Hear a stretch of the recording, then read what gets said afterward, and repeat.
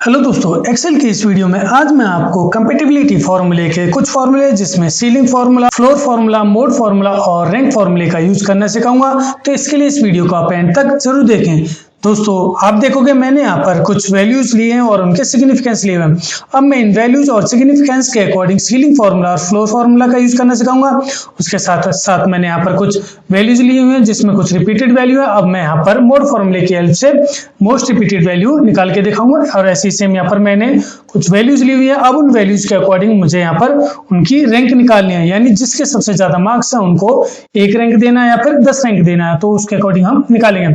तो दोस्तों आइए चलते हैं, हम सबसे पहले हम करते हैं सीलिंग फार्मूला। सीलिंग फार्मूला हमारा क्या काम करता है, तो इसके लिए मैं क्या करूंगा, इक्वल टू सीलिंग, देन उसके बाद में यहां देखेंगे round a number up to the nearest multiple of significance. तो ये फॉर्मूला हमारा क्या काम करता है, राउंड ए नंबर अप, यानी आप कोई भी एक नंबर लेना चाहते हो। जैसे मैंने यहाँ पर 8 लिया, 8 के बाद में अब to nearest multiple of significance, यानी जो इसका सिग्निफिकेंस है 3 है।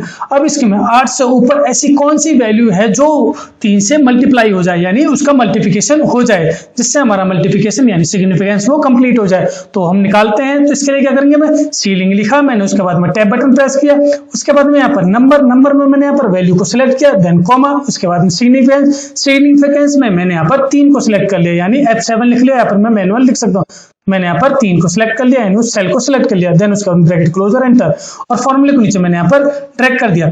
अब मैं यहाँ पर 8 को 3 से अगर मैं डिवाइड करता हूँ तो यहाँ पर हमारा 8 डिवाइड नहीं होगा, लेकिन 8 से ऊपर ऐसी कौन सी वैल्यू है जो हमारा 3 का सिग्निफिकेंस होगा, यानी मल्टीपल होगा। तो 8 से ऊपर हमारा 3 का 9 होता है, तो ऐसे यहाँ पर 9 आ गया है। ऐसे से हम यहाँ पर 17 से ऊपर ऐसी कौन सी वैल्यू जो 5 से डिवाइड हो जाए या फिर 5 का मल्टीपल हो, तो ऐसे यहाँ पर 20 आ गया। सेम आप यहाँ पर देखेंगे 26 आ रहा है। 26 को मैं जब 7 से मल्टीप्लाई या डिवाइड करता हूँ तो उसका कौन सा नंबर आएगा जो हमारा 7 का मल्टीपल होगा, तो 28 आ गया है। तो इस तरह से हम सीलिंग फॉर्मूले की हेल्प से किसी भी वैल्यू का अपर लेवल, यानी जो भी उसका नियरेस्ट अपर है, वो हम वैल्यू निकाल सकते हैं। उसके बाद नेक्स्ट फॉर्मूला हमारा फ्लोर फॉर्मूला।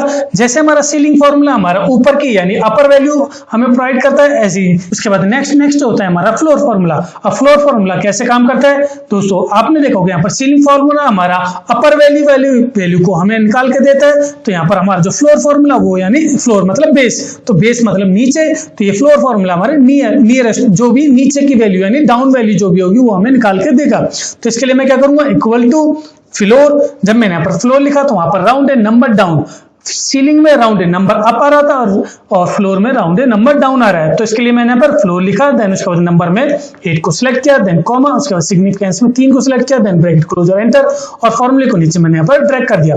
अब आप देखिए 8 को मैं जब मैं 3 से डिवाइड करता हूं या फिर 3 का ऐसा मल्टीपल कौन है 8 में, 8 से नीचे जो 3 से डिवाइड हो जाए या फिर 3 का मल्टीपल हो, तो उससे 8 से कम जो डाउन वैल्यू है वो कौन सी है, 6। ऐसे से मैं यहाँ पर 5 से करता हूं, मैं यहाँ पर 17 को 5 से करता हूं, तो 17 से डाउन वैल्यू कौन सी है जो हमारा 5 से डिवाइड हो जाए या फिर 5 का मल्टीपल हो, तो उससे 17 से डाउन कौन सी वैल्यू हमारी 15। तो इस तरह से हम फ्लोर फॉर्मूले की हेल्प से जो भी हमारी नियरेस्ट डाउन वैल्यू होगी वो हम यहाँ पर निकाल सकते हैं। उसके बाद में दोस्तों नेक्स्ट फॉर्मूला हमारा मोड फॉर्मूला।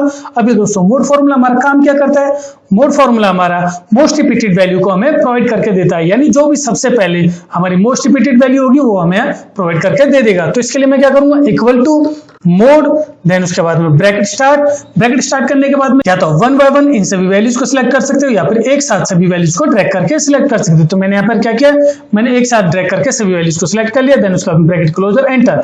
तो आप देखेंगे यहाँ पर हमारा आंसर 6 आया है। अब मैं यहाँ पर इन सभी वैल्यूज में काउंट करता हूँ कि 6 हमारे यहाँ पर कितनी बार रिपीट हुआ है, तो यहाँ पर 1, 2 और 3, तो 6 हमारे यहाँ पर 3 बार रिपीट हुआ है। उसके अलावा ऐसी कौन सी वैल्यू जो और दोबारा रिपीट हुई है, जैसे 4 हो गया, 1, 2, 4 2 बार हुआ है। अब मैं यहाँ पर दोस्तों देखते हैं, मैं यहाँ पर 4 को एक बार और लिख देता हूं, लेकिन अब यहाँ पर देखिए हमारा पहले आंसर हमारा आ रहा था 6 और अब यहाँ पर आ रहा है 4।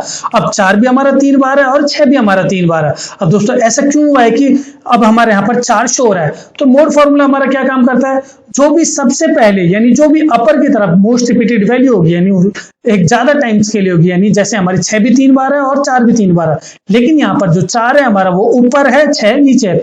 अब मैं क्या करता हूँ, मैं यहाँ पर 4 की जगह मैं यहाँ पर 6 कर देता हूं और यहाँ पर 6 की जगह मैं यहाँ पर 4 कर देता हूं। तो अब देखेंगे हमारा आंसर यहाँ पर 6 हो गया है। अब मैं यहाँ पर वापस मैं एक और एग्जांपल के साथ आपको बताता हूं। इसमें तो मैं क्या करता हूं, अब यहाँ पर 3 बार हमारे 6 और 3 बार 4 है, तो मैं यहाँ पे क्या करूंगा, मैं यहाँ पर ऊपर 2 की जगह मैं 4 कर दूंगा और यहाँ पे 14 की जगह मैं 6 कर दूंगा। तो अब हमारे वापस 4 और 6 4 बार हो चुके हैं, लेकिन यहाँ पर हमारा जो आंसर है वो 4 आया है, क्योंकि जो है उसने क्या किया है, मोड फॉर्मूले ने जो भी हमारी सबसे पहले वैल्यू जो मोस्ट रिपीटेड वैल्यू और सबसे ज्यादा टाइम्स है वो उसको हमें शो करके दे देता है। तो मोड फॉर्मूला हमारा मोस्ट फ्रीक्वेंटली वैल्यू या फिर मोस्ट रिपीटेड वैल्यू को हमें प्रोवाइड करके देता है। उसके बाद में दोस्तों नेक्स्ट होता है हमारा रैंक फॉर्मूला। तो रैंक फॉर्मूला में नाम से पता चल रहा है कि रैंक मतलब आप किसी भी वैल्यूज की रैंक निकालनी है, तो इसके लिए हम क्या करेंगे, इक्वल टू रैंक। जब मैंने यहाँ पर रैंक लिखा तो यहाँ पे देखेंगे return the rank of a number in a list of number its size relative to other values in the list. तो ये क्या काम करता है हमारा, ये हमें रैंक प्रोवाइड करता है, यानी एक नंबर्स की जो लिस्ट होगी उसके अकॉर्डिंग हमें रैंक प्रोवाइड करके दे देगा। तो मैंने यहाँ पे क्या किया, नंबर में मैंने इस वैल्यू को सिलेक्ट किया, उसके बाद में कॉमा, उसके बाद में रेफरेंस में यहाँ पर इन सभी वैल्यूज को सिलेक्ट कर लूंगा। अब ये क्यों किया है दोस्तों, सबसे पहले नंबर क्या है, हमें कौन सी वैल्यू की रैंक निकालनी है, तो हमने क्या किया है, उस वैल्यू को सिलेक्ट किया, उसके बाद में रेफरेंस। अब आपको जिस वैल्यू की रैंक निकालनी है वो किन वैल्यूज में से निकालनी है, यानी आपके जो रैंक निकाल रहे हैं वो किन सभी वैल्यूज, जितनी भी हमारी सारी वैल्यूज है उनमें से रैंक निकाली, तो उन सभी वैल्यूज को सिलेक्ट करेंगे।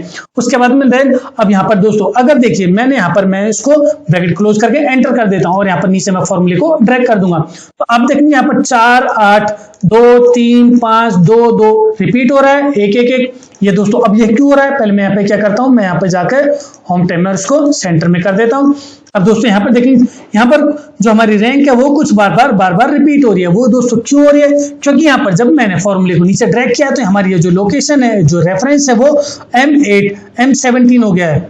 और उसके बाद में जब मैं थर्ड सेल में जा रहा हूं तो यहाँ पर M9 और M18 हो गया है, यानी जब भी मैं यहाँ पर नीचे सेल को ड्रैग कर रहा हूं तो उसके रेफरेंस चेंज हो रहा है, जिसकी वजह से हो गया है हमें एग्जैक्ट वैल्यू वो नहीं दे रहा है। अब इसको हम कैसे सॉल्व करेंगे, तो इसके लिए मैं वापस जाऊंगा, F2 प्रेस करूंगा, उसके बाद में यहाँ पर मैं F4 से इसको लॉक कर दूंगा। तो मैंने यहाँ पर F4 से M7 को भी लॉक कर दिया, पूरे रेफरेंस को मैंने यहाँ पर लॉक कर दिया। देन उसके बाद में एंटर करने के बाद मैंने यहाँ पर फॉर्मूले को नीचे ड्रैग कर दिया। तो दोस्तों अब आप देखेंगे यहाँ पर जो सबसे ज्यादा यानी जो हाईएस्ट वैल्यू है वो कौन सी हमारी 683, तो वहां पर हमारी जो रैंक है वो 1 आ चुकी है। और जो सबसे लोएस्ट वैल्यू कौन सी हमारी 152 और उस पर रैंक हमारी 10 आ गई है। ऐसी मैं यहाँ पर सेकंड लार्जेस्ट वैल्यू देखना चाहता हूं तो यहाँ पर 464 आ रहा है, अब यहाँ पर उसकी रैंक 2 आ रही है। अब मैं यहाँ पर क्या मैन्युअली कुछ वैल्यू चेंज करके देखता हूं, जैसे मैंने यहाँ पर क्या किया 678 कर दिया, 678 कर दिया तो यहाँ की ऑटोमेटिक उसकी वैल्यू यानी जो है पोजीशन रैंक चेंज हो चुकी है। अब मैं यहाँ पर 678 की जगह क्या करता हूँ 987 कर देता हूँ, तो अब यहाँ पर 987 के अकॉर्डिंग उसकी रैंक फर्स्ट आ चुकी है।